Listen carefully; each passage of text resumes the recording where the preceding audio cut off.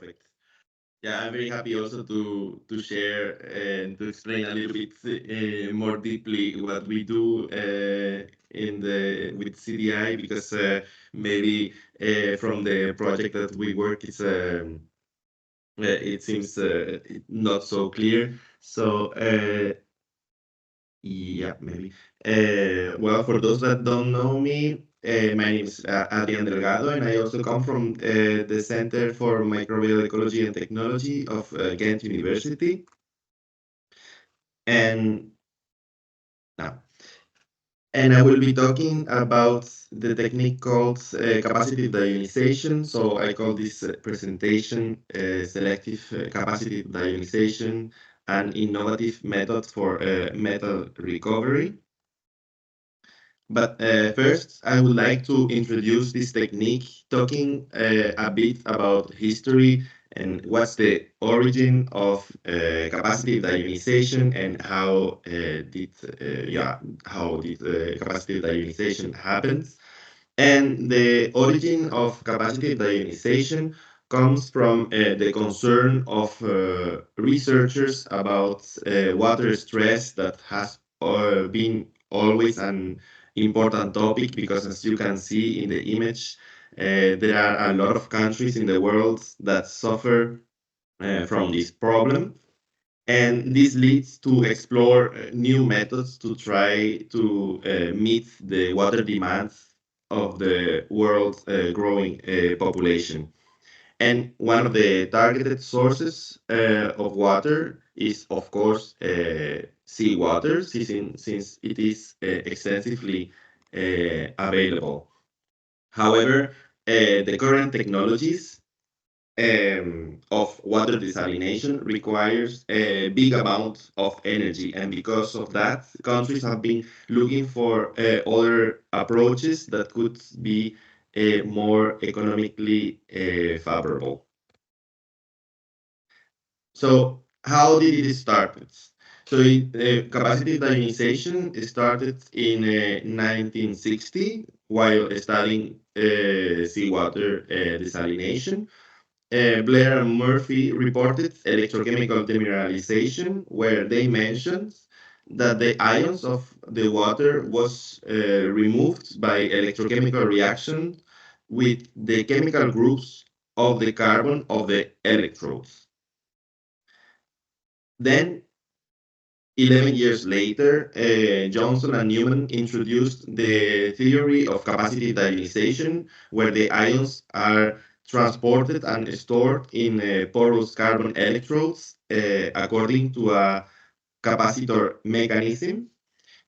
However, it wasn't until the 1990 that the technology attracted more attention because of the development of new electrode materials that could improve, that could enhance the effectiveness of this technique.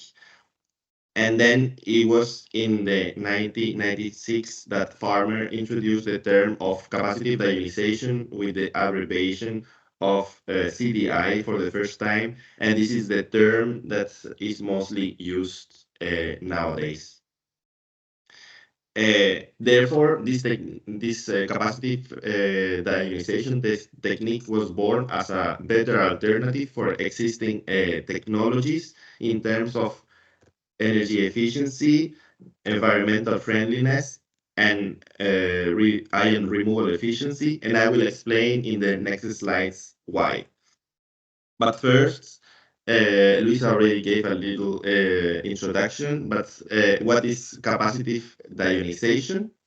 So it's a process that involves electrochemistry and absorption. And as Luisa explains in the introduction, the principle of the electrochemistry lies in the transport of electrons when a voltage is applied between two electrodes. So when this happens, the solution has to balance the charges inside of the reactor. And the way it happens is by migration of the ions present in the solution. So cations are attracted to the cathodes and anions are attracted to the anodes. And that is the pure electrochemical part. However, in the capacitive deionization process, the ions are trapped in the porous structure, if we are talking about adsorption process, or in the crystalline structure, if we are talking about an absorption process. So we apply a potential to the electrodes, and in this case that I'm showing, the cations are attracted to the cathodes and captured in the crystalline structure. And when we want to release the ions of the electrodes, we reverse the polarity of the electrodes. And in this case, the cathode becomes the anodes, and then the ions are released. And then the operation of the technique change a lot, of course, depending on the type of water that we need to treat, because each water has a different composition and therefore different ions that need to be removed from the water. However, a typical operation of capacitive deionization would be with electrodes of porous carbon at a low voltage, around 1.2 volts, and of course with saline water, preferably with low salinity, because with low salinity water the ions are much less compared to the amount of water in which they are dissolved. Therefore, it is more efficient to remove these ions rather than extracting the water, as for example in the reverse osmosis process, where a lot of pressure needs to be created in the system. Therefore, capacitive deionization is more efficient than reverse osmosis for water with low salt concentration. And I will explain the operation now, having a look into what happens inside of the cell, where first the water in which the ions are dissolved in flows between two electrodes that are composed of porous materials. Then the electricity is supplied to the electrodes, and the ions are adsorbed onto the electrode surface of the opposite polarity by electrostatic forces. And then the clean water is produced. When the surface of electrodes are saturated with the ions, a new batch of water comes and electricity is supplied, but with reverse polarity, what makes the ions to be released, and then this water can be discharged. So one of the advantages of this technique is that there is no need of application of any external pressure to extract ions as required in membrane filtration or some other desalination processes, since the extraction of ions is uh, since the extraction of ions is performed partially by the electrostatic force. So for this technique, there are two key factors to take into account, which are first, the, um, the surface area of the material of the electrodes. This is very important parameter because the more surface area, the more vacancies the electrodes will have. And this means that the more ions can be captured in the structure of the electrodes. And therefore, the electrodes will take longer to get saturated, which is very important for the CDI efficiency. And second, a second key factor in this technique is the appropriate pore size distribution. As I mentioned before, each water has a different composition, which means that they have different ion presence in it. So this technique works by capturing the ions in its pore or in its crystalline structure. Therefore, depending on the ion that we target, the pore should have a specific size. So this technique has applications such as desalination of brackish waters and seawater, also water softening, and also removal of weak acids. And recently, also in the recovery of critical raw materials such as lithium became more popular. And that is why we are talking now about the metal extraction with this technique. However, for each application, a different material for the electrode should be used to really improve the efficiency of the process.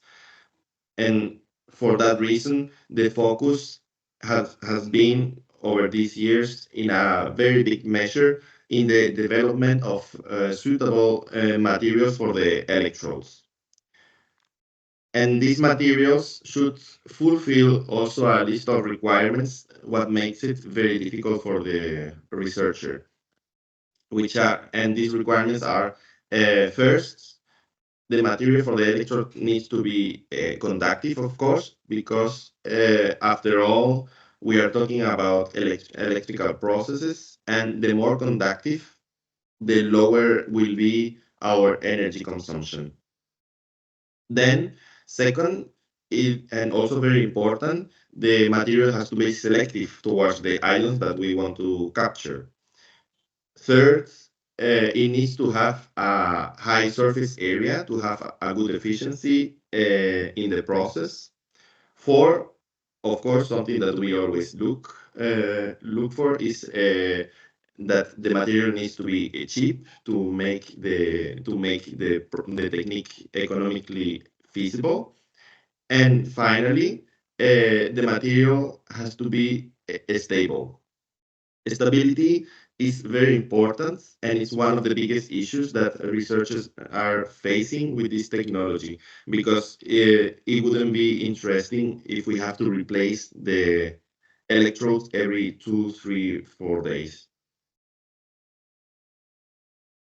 Apart from that, also there are a lot of efforts in developing another strategies and configuration to enhance the selective capture of certain ions and the deionization efficiency of the process. And then that's how membrane capacitive deionization, also monovalent selective membrane CDI, and flow electrode based CDI were introduced.